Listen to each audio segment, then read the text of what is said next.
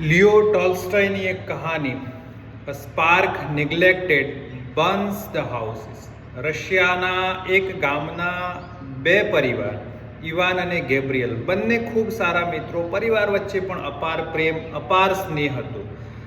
એક દિવસે ઇવાનના ઘરની મુરગી એ ગેબ્રિયલના ઘરના આંગણામાં જઈને ઈંડું મૂકે છે ને આ ઈંડાથી શરૂ થયેલો બંને વચ્ચેની લડાઈ, બંને વચ્ચેનો ઝઘડો એટલું મોટું અને વિકરાળ સ્વરૂપ ધારણ કરે છે કે બંને ખાસ મિત્રો એકમેકના જીવના દુશ્મન બને છે.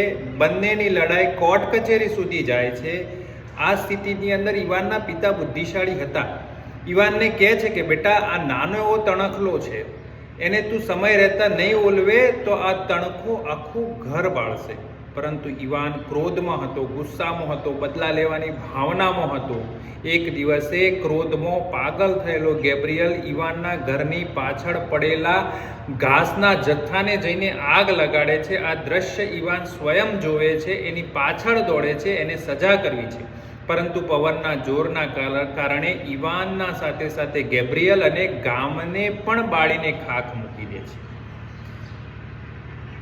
મોરલ ઓફ ધ સ્ટોરી: કદાચ ઇવાને સમય રહેતા નાની નાની ભૂલોને સમજીને છોડી દીધી હોત તો આટલા મોટા નુકસાનથી બચી શકત. કદાચ બદલો લેવાનો ભાવ ન રાખ્યો હોત તો સમય રહેતા પરિવારોની અંદર, ઓફિસોની અંદર પણ નાના નાના ઝઘડાઓને ઉકેલવામાં નથી આવતા, તો એ સંબંધોની સાથે સાથે અનેક વસ્તુઓને બાળીને ખાખ કરે છે.